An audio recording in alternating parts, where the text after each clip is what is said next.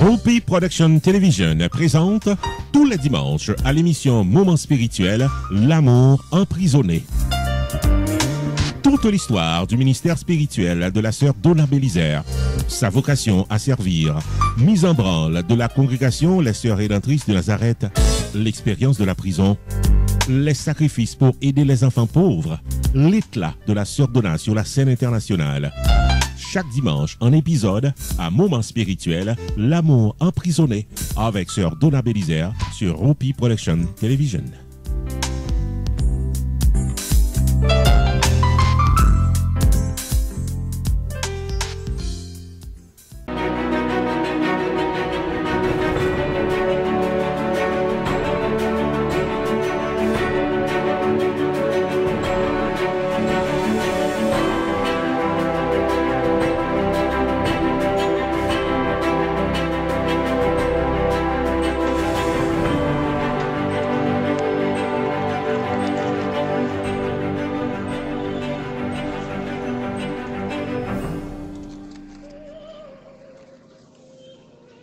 Mes amis, mes femmes, mes supporters.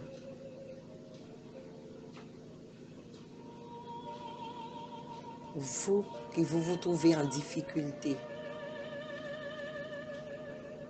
vous ne savez pas où vous mettre la tête. Vous qui faites face à une situation tellement difficile, recevez l'énergie.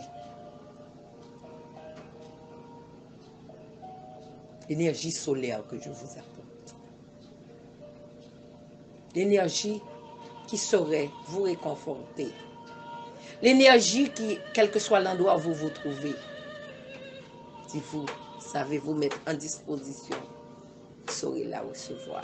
Et je vous l'envoie comme les rayons d'amour, comme les rayons du soleil.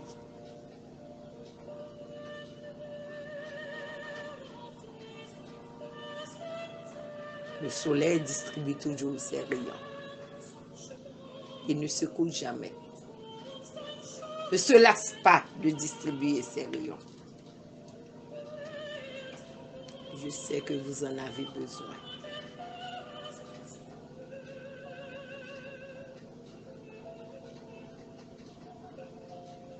Recevez-les.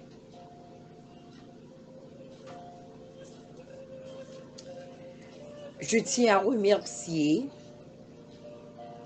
ceux qui nous ont reçus.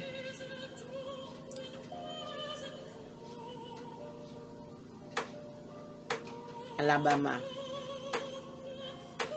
Merci, merci, merci, merci. Encore, on a pu ressentir l'énergie qui a été partagée à tous ceux que nous avons rencontrés.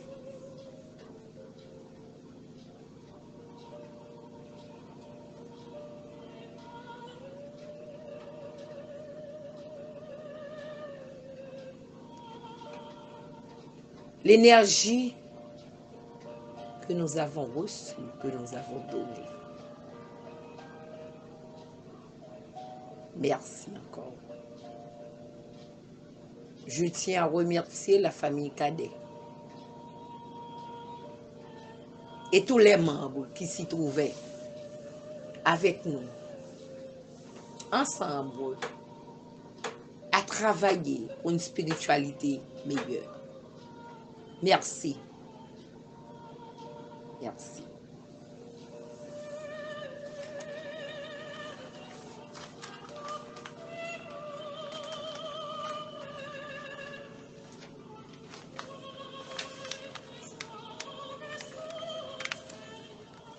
Mes chers amis, ces jours-ci, nous prions tous pour la guerre, c'est normal. Oui, il y a une guerre en cours, on ne peut pas l'ignorer, et spécialement en Ukraine. Mais la paix autour de soi est une préparation de tous les jours. Oui, on doit se poser cette question. Qu'ai-je fait pour qu'une atmosphère de paix règne autour de moi? Nous sommes tous responsables des bouleversements du monde. et le nôtre aussi. Quand vous ne respectez pas vos voisins, attendez-vous à ce qu'un beau jour, que le voisin se révolte. Si vous êtes dans une communauté, vous faites des provocations tout le temps, un beau jour,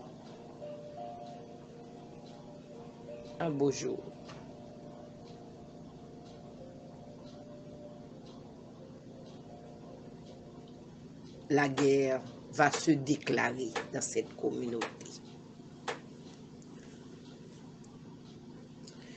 Oui, en effet, nous travaillons tous pour la guerre. Quand nous voyons.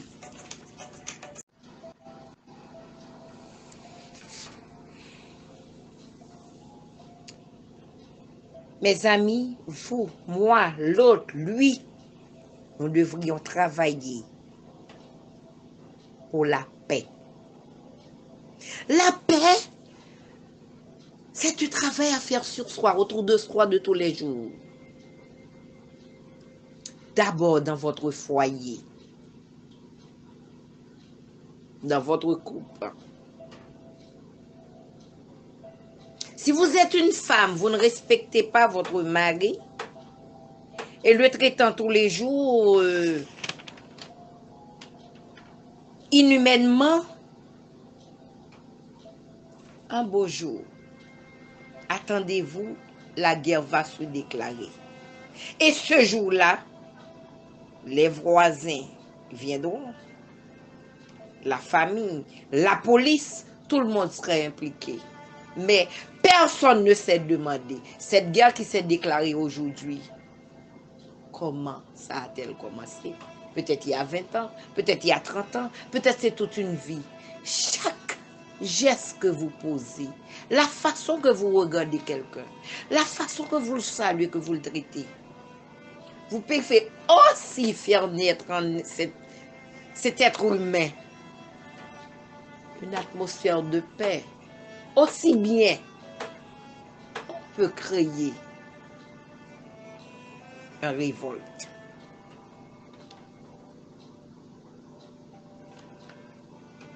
Oui.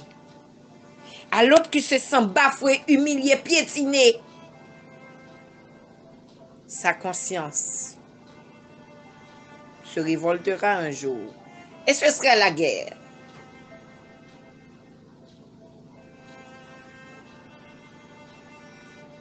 N'oublie pas, le cœur qui souffre devient méchant. Je recommande à chaque être humain d'apporter la paix autour de soi, la paix dans votre communauté, la paix quand vous êtes dans les rues, la paix chez vous, la paix dans mon pays, la paix dans votre pays, la paix partout. Soyez une boussole de paix. Faites de votre vie un signe de paix. C'est à vous de préparer la paix que vous réclamez aujourd'hui. Avez-vous pris du temps pour vous demander qu'ai-je fait pour que je sois en face de cette situation intenable? Je ne peux pas tenir.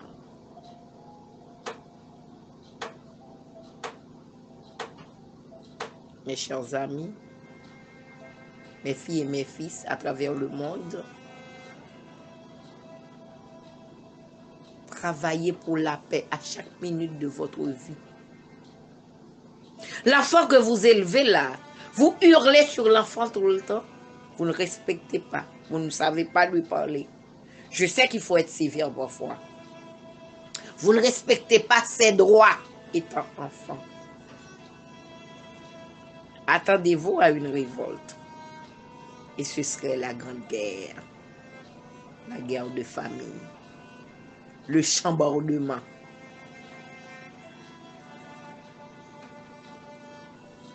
Moi, je peux dire, quand je regarde, je vois la guerre partout.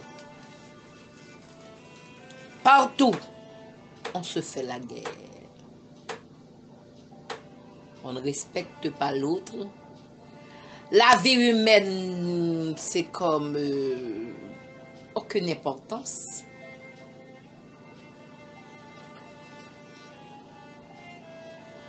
Il n'y a pas l'honnêteté chez nous. Il n'y a pas de conscience. Donc, si vous ne prenez pas votre responsabilité pour contribuer dès aujourd'hui à établir cette paix mondiale, cette paix communicative, cette paix, ni moi, ni vous, qu'on peut avoir.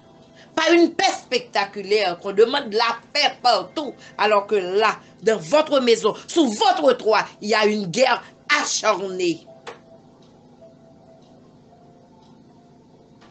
Mes amis, que la paix, l'amour soit avec vous.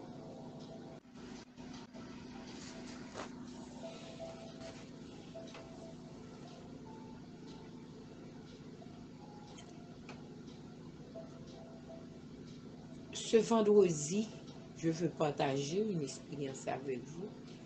Ce vendredi, je méditais sur le chemin de la croix. Ordinairement, j'adore méditer. Méditer le chemin de la croix. Tiens, une méditation de notre vie personnelle.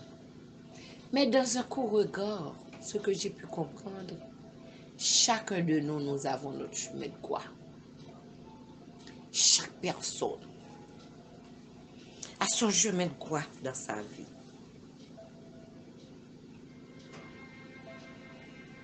Et nous avons tous connu sur cette terre les 14 stations.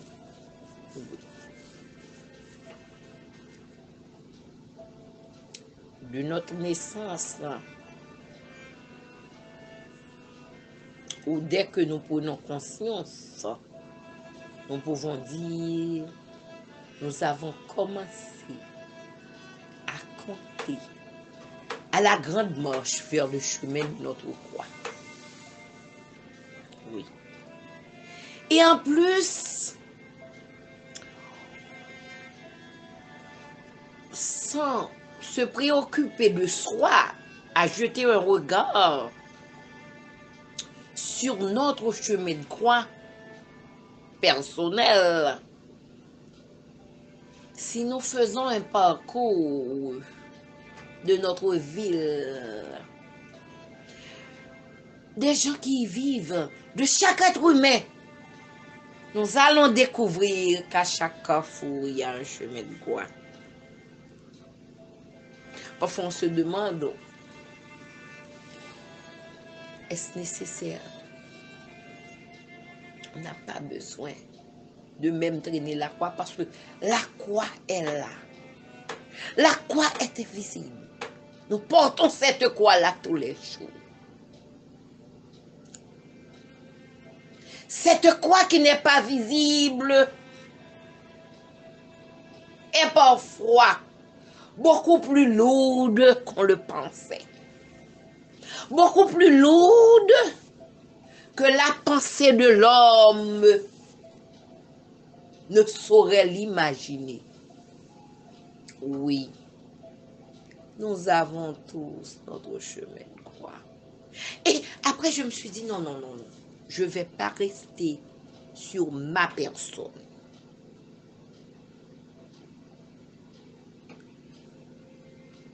Après la première méditation de mes 14 stations personnelles du parcours de ma vie,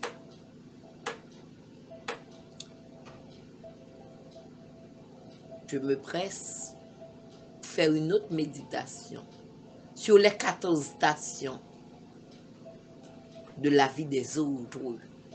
N'oublie pas, dans la communauté des Sœurs rédemptrices de Nazareth, nous vivons la rédemption d'amour. Parce que j'ai dit, aider, c'est pas seulement donner à boire, à manger, vertir, donner un toit. Ça va encore plus loin. Accompagner l'autre dans son chemin de quoi? Accompagner l'autre sur le parcours de son calvaire. Oui, nous avons tous. Et si nous voyons tous les jours, dans une journée, nous pouvons compter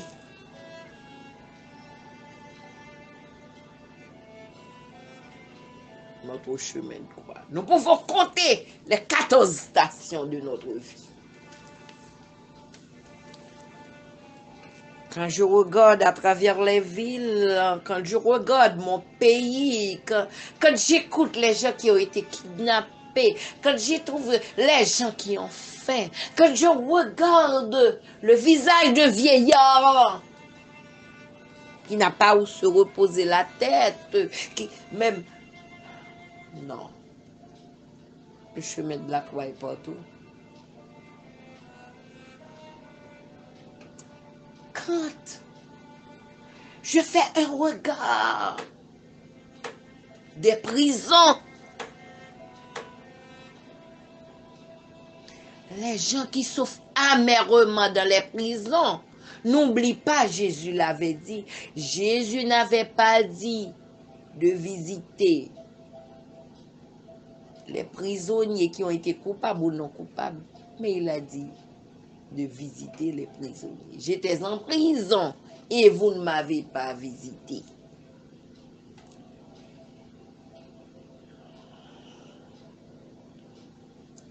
Quand je regarde les gens qui souffrent dans les hôpitaux, les gens seuls face à leur souffrance, qui n'ont personne pour leur donner la main, mais mettre une goutte d'eau dans leur bouche.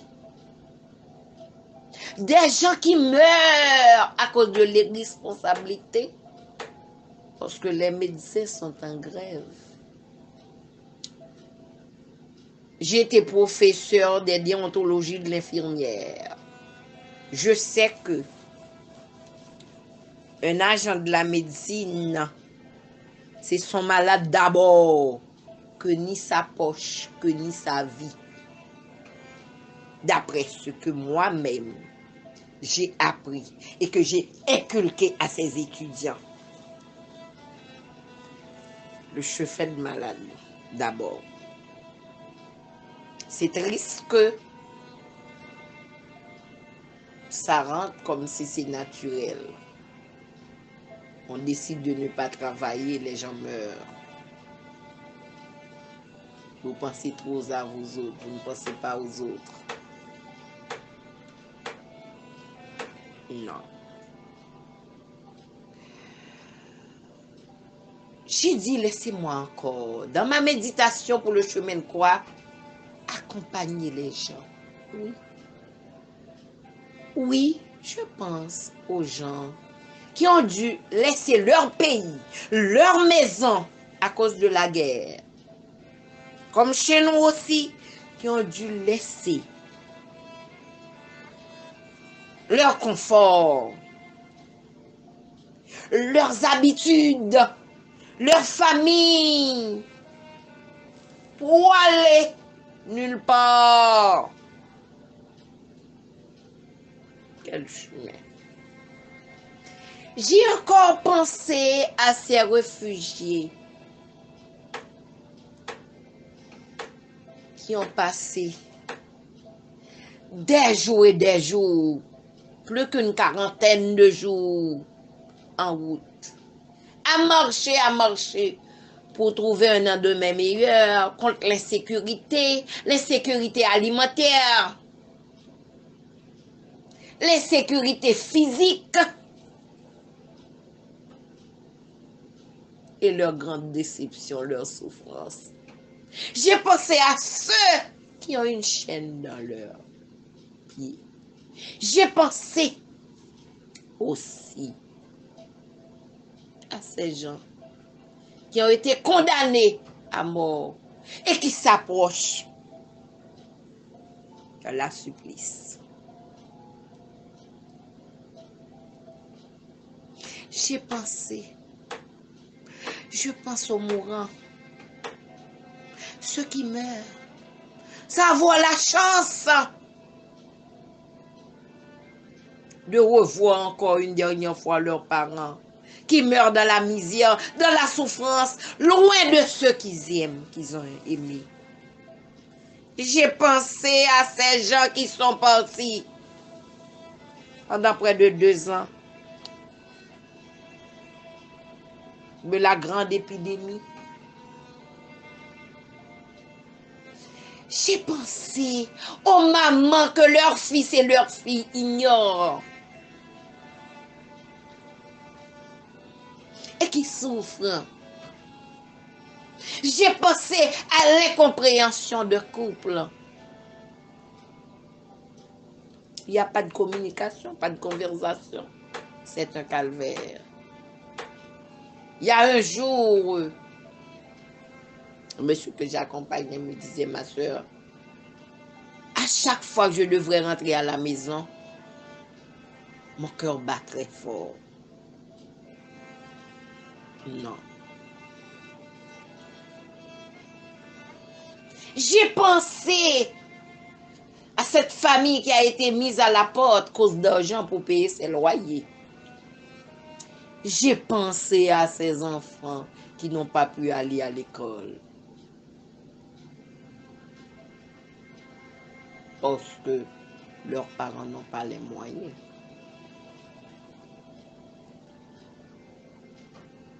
Et je pense, et j'y pense, et j'y pense à ces professeurs qui vont éduquer des enfants qui n'ont rien à manger pour une journée.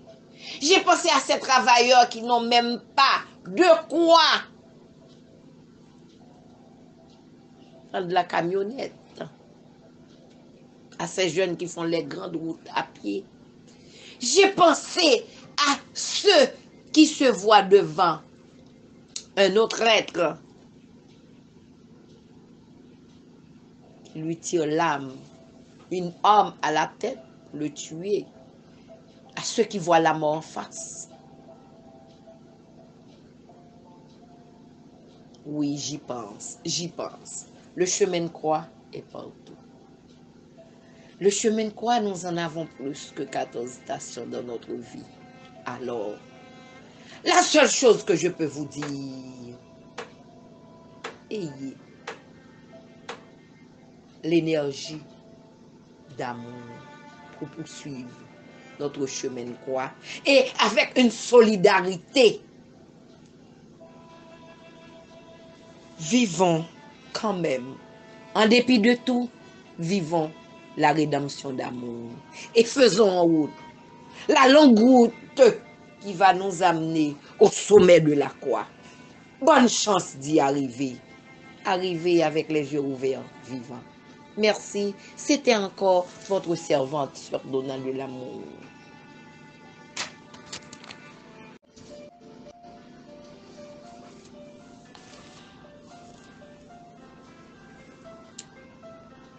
Je veux faire part d'une salutation spéciale au révérend Père Desca, qui est aussi notre aumônier.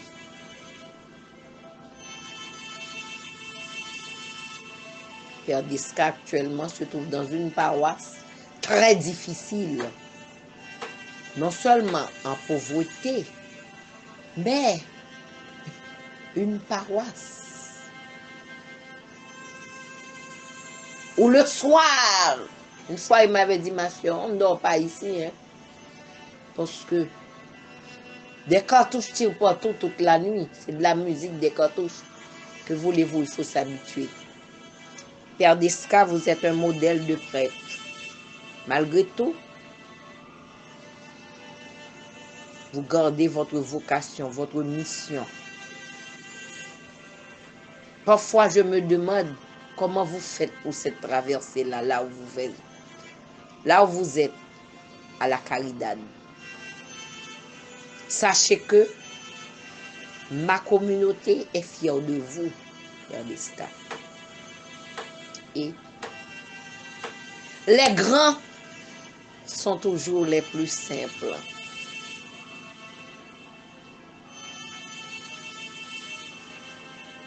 Les grands, le plus souvent, on ne les comprend pas.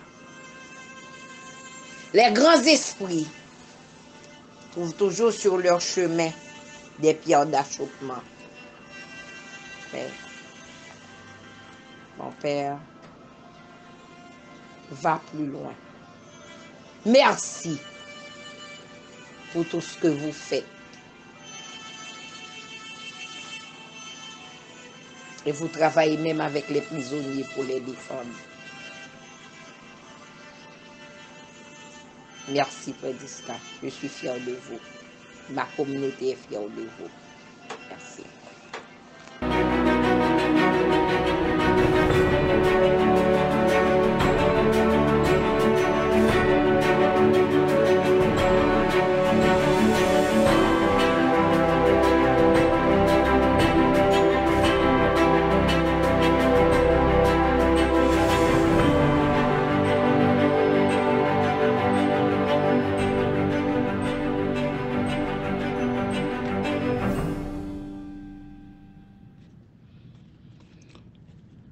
Mesdames, Mesdemoiselles et Messieurs, chers amis des ondes et internautes, c'est avec un plaisir immense et inouï que nous nous retrouvons sur cette rubrique sanitaire pour faire suite à notre programme de santé.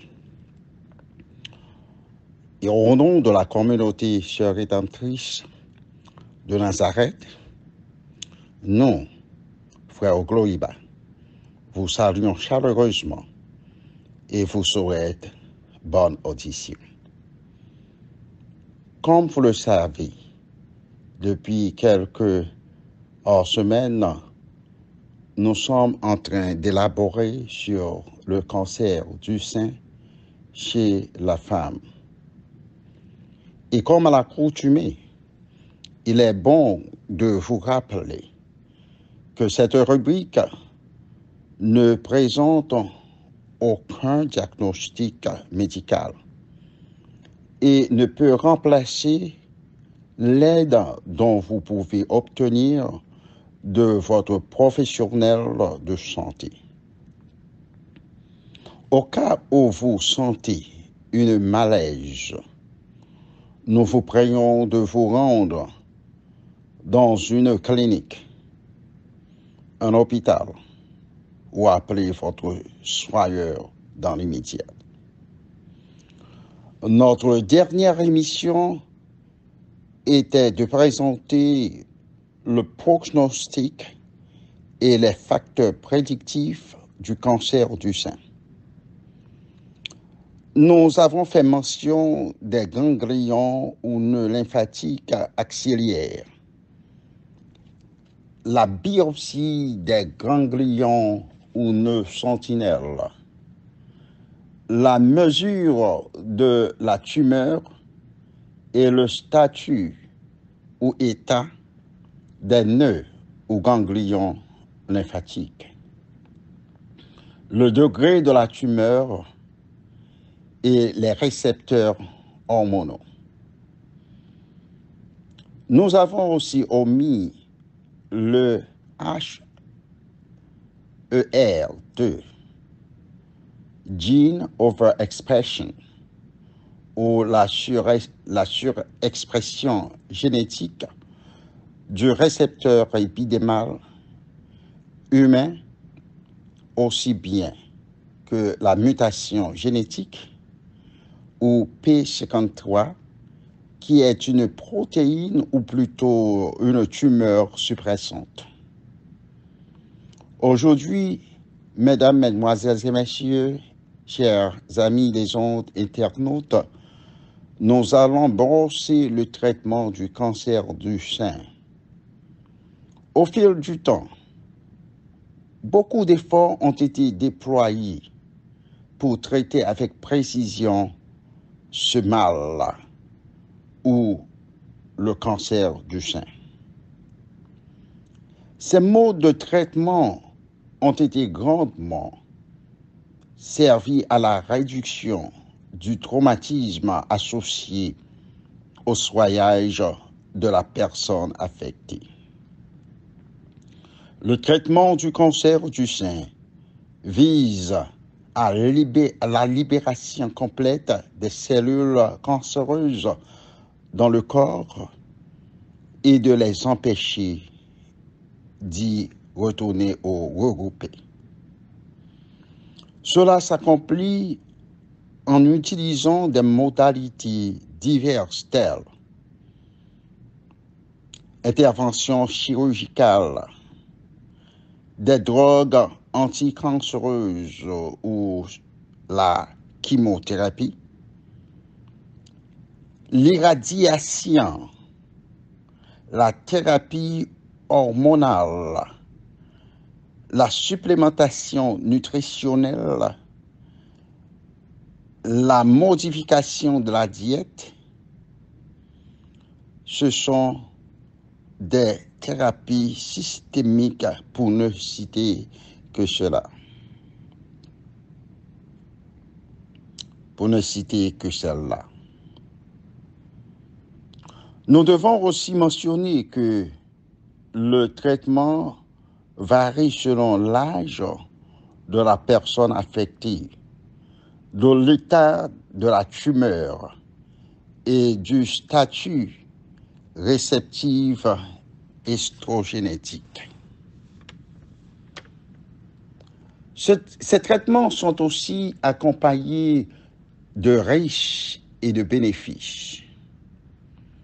Et la femme atteinte de cette maladie doit aussi comprendre son état, son cas, afin de faire des choix judicieux conduisant à sa guérison. Le traitement local ou traitement localisé.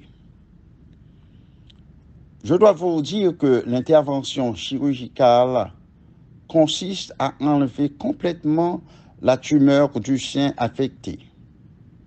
Cela peut conduire à l'enlèvement d'un ou de quelques-uns ou de tous les ganglions ou nœuds lymphatiques axillaires.